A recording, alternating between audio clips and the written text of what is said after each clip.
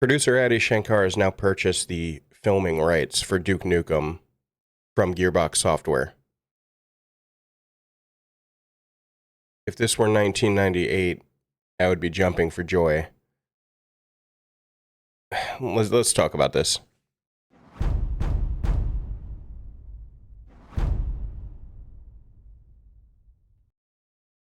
Duke Nukem, 1995's proverbial everyman, has had a troubled history with everything. After Duke Nukem 3D took the world by storm, much like Doom did back in the DOS era, everyone started to wonder what's next for good old Duke, and it's not gone well for him. He's traded hands with so many game devs and producers that at this point it just feels like something you hang on to and then pass the curse on after so many years. He's been in development hell for God knows only so long, and on top of that, the fabled game Duke Nukem Forever that the world waited on for about 15 to 20 years finally came out with a resounding F. It just didn't work out for him, and has not worked out for him. So much so the fans that cling to him at this point cling on to a hope and a dream. No one expects anything good to become of him. So when Gearbox Software bought the rights to Duke Nukem from 3D Realms, everyone started to think there was some hope left. There was not. And that's not a hot take. That's quite literally what the world thought. Duke Nukem Forever was the last game they made. He resorted to a few cameos and some games here and there, but other than that, there was no Duke Nukem. It was over with. Now, when you go into the Gearbox Software lobby, when you visit the area, which I have, you get to take a picture with a number of different things, one of which is a throne, Duke Nukem's throne. And it's almost like a memorial to a character that once was, because he is not a thing now. Nostalgia can go a long way, and nostalgia sells. Don't get me wrong. But in the case of Duke Nukem, I think his nostalgia simply just piddles out. It's over with. No one goes, you know what we could use right now? You know what would save us is a Duke Nukem game or a Duke Nukem movie or anything like that. So Adi Shankar, the guy who brought you the Castlevania Netflix series, decided to buy the rights from Gearbox Software. Now, Gearbox at this point has been doing so 50-50 that any sort of sale going in their favor means they get money, so hooray for them. However, and this is a big however, what are they doing with a Duke Nukem movie now at this point? Now, if you remember 4 or 5 years back, Duke Nukem got news that he was getting a movie and it was going to be starring John Cena. Now, this news was a mishmash of rumors, allegedlys, and, you know, what would be cool kind of moments. And that was it. There wasn't much to go off of, and development hell had plagued the Duke Nukem movie as well, much like the game years before it. It just got stuck in limbo. But now, this sort of resurgence in news and this sort of like revitalization, because a guy from producer rather from a well-known series has purchased Duke Nukem, they're leading us to believe that things will change. Adi Shankar actually said himself that Duke Nukem can't be owned, he can't be bought, he can't be corporate, financed. It has to be done by, a single group, because if you make it with corporate and things like that, it's the antithesis of Duke Nukem. Now, I don't know if you've played a Duke Nukem game. Maybe you've just heard of him, but Duke Nukem in the 90s was a guy's guy. He was doing everything that was, number one, frowned upon now and cancelable now, but he was misogynistic, he was vulgar, he was gross, he was a dude, he was... and in the story's lore, he was a hero to the world because he saved the world from aliens. And then you throw on top of that the fact that he had to save babes and go to strip clubs and things like that. It was literally just everything that the 90s was. So the idea of bringing this into live action now is so... It just feels like it's leading it to a path where you're going to get a number of different websites going, this is going to suck, this is bad, this is problematic, this is toxic, all this other stuff. We're not in an era where you can make a game like this anymore. Hell, even when I streamed Duke Nukem Forever, it just felt uncomfortable, even though I'm fine playing the game. In the day and age we are in now, I just felt uncomfortable playing. Like, it felt sleazy. Now, that's Duke Nukem's character. However, it should be noted, you're going to put this in Netflix, you're going to put this in theaters, like, whatever you're going to do with the movie rights, it's not going to turn out the way you think it's going to turn out. And so the idea that they just show up one day and they're like, hey, by the way, we just bought the rights, things are good. Number one, what happened to the John Cena version? What the hell happened to the John Cena version? Was that never going to happen? Did they just quietly go into the night and shut up and that was it? No one knows. No one talks about it, and you got sparse social media commentary on the idea, other than fans going, you know, it would be cool. People saw John Cena as Peacemaker and assumed he'd make a great Duke Nukem, which is probably the laziest way, I'd say, to cast a character ever. They were good as this character, so why not make him this character? If anything, Peacemaker, in the way he responds to things, he has a double-edged sword about him. In the TV show Peacemaker, he does those things I just listed that Duke Nukem does, but on the same token, he tries to find some morality in it, in the weirdest kind of way, and mostly incorrect way, but he tries to find the morality of it. Duke Nukem does not. Duke Nukem walks into a room and says, hey, baby, where are them goodies at? And then shoots an alien in the face and then leaves the room, or makes a pun based on an old dated reference. Like, that's it. That's all you get. There's no other side to Duke Nukem. Therefore, there's no other plot to Duke Nukem, because if he's not just kicking aliens in the face, he's making out with women. That's it. There's nothing more to him. It'd be the equivalent of having, it's like the Doom movie. When we got the Doom movie, they had to make a full-blown plot that had nothing to do with nothing, because there is no storyline that you can just replicate when it comes to Doom. You either go in there and just kill things for about an hour and a half, or you have to make a whole new plot with a whole new character, and, you know, hope that does the thing, or hope that does the trick. Carl Urban was in the movie, so, you know, there's a plus, but the movie was still horrible. Plus, The Rock was in it. So, you know, if you don't have a wrestler in a movie or a TV show at any point in time, what are you doing with your life?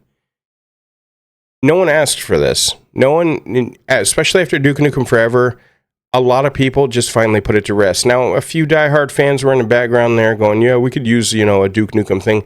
But it's almost a request that's made ironically, because you have to know, even then, another Duke Nukem game just isn't going to, it isn't going to happen. Not only is it not going to happen, but the audience you're catering to, because every remake is catered to a new audience. It's not catered to the old audience. We've seen this in every remake we've seen so far.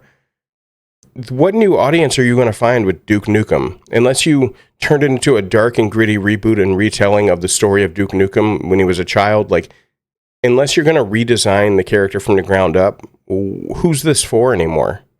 And the answer is no one. Which is why when someone buys the rights out to a character or a series or a franchise that has long since been forgotten or buried in time, you have to wonder there's only two things you're going to do with it. There's only two ways to go about this. Number one, the producer buys the rights so that he can envision his own version of this character and then put it out there, not giving a damn who, you know, old fans or new fans be damned. This is how I envision the character, so suck it. Or you make the character verbatim, a mirror copy, shot for shot. You make that character all over again, and you just put it out into the world.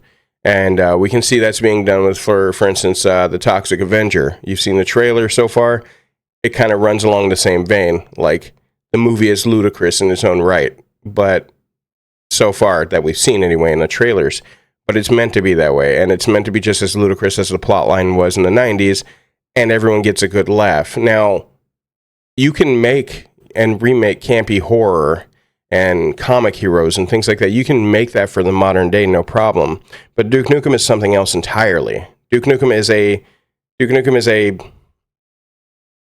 he's a example and symbol of what the 90s was before everyone started canceling each other and things like that. You bring that back out into the world, if you change it in any way, the last remaining shred of good, decent, you know, goodwill will be destroyed. People may love it for the new rendition you gave it, but it's not Duke Nukem anymore. You could easily have named him something else and just made an action movie starring blah and blah and called it a night. But if you shot for shot this, if you make Duke Nukem, it will hit the screens, people will watch it, and you'd better hope it is so absolutely ludicrous that people love it, or you better hope that it is so brand new and so off the beaten path and not like the regular Duke Nukem that people love it as a whole different character altogether. Those are the only two hopes there. Because you can't just make Duke Nukem. You can't just put Duke in a strip club and have him give money to a girl and then blow aliens' brains out and blah, blah. You just can't do that anymore. All the lines he gives and things like that, you know, the shake it babies and all that stuff, like, you can't do it anymore. And I'm not even saying this as a guy who doesn't want people to say that in movies. I prefer you write how you want to write, you know, and let us see it for the value it has. Don't make it anything else. Don't compromise. Now, Shankar, he's very gung-ho about the idea that he's going to do this his own way, and I can commend a guy for that. However, and this is a big however, Duke Nukem is only one note. There's only one way to be Duke Nukem. If you offer a variant of Duke Nukem, then it's just not going to work at all. There are 100 ways this movie could fail, and there are only a handful of ways that this could be successful. You know, naturally, I'll keep my eye on things, but ultimately, when it comes down to it, I've watched this franchise jump into the hands of so many people, and so many people promise so many things with this guy, only for him to go into obscurity every single time, that at this point, I do not have a need to see him on the screen. I do not have a need to see him on Netflix, or I'm not buying a ticket to the theaters to watch a Duke Nukem movie. Because at this point, I think they've done everything they could with him, and I think we've seen what happens when they try to expand beyond those borders, when they try to do a little extra something with him. I've seen what they have to offer. And what they have to offer is not impressive in the least. There are things that get remade and my nostalgia senses tingle, and I'm like, oh my God, I remember this. This is so great from back in the day. And there are certain things that if they remake, I'm just wondering what, like for instance, I watched The Smurfs as a kid. Now they're making a movie for it. Like right now they're making a movie for it, or they've already filmed it or whatever. I have no desire to see it. There's nothing nostalgic about it.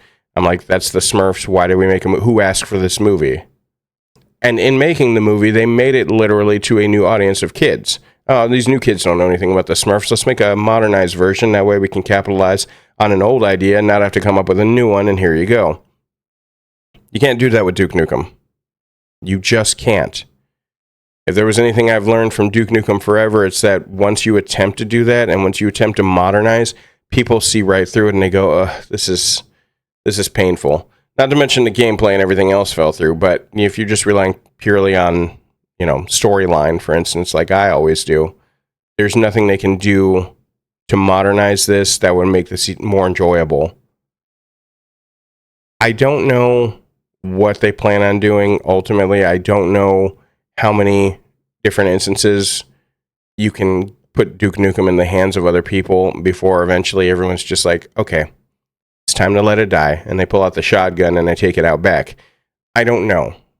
But I know on my end, it's long since been done.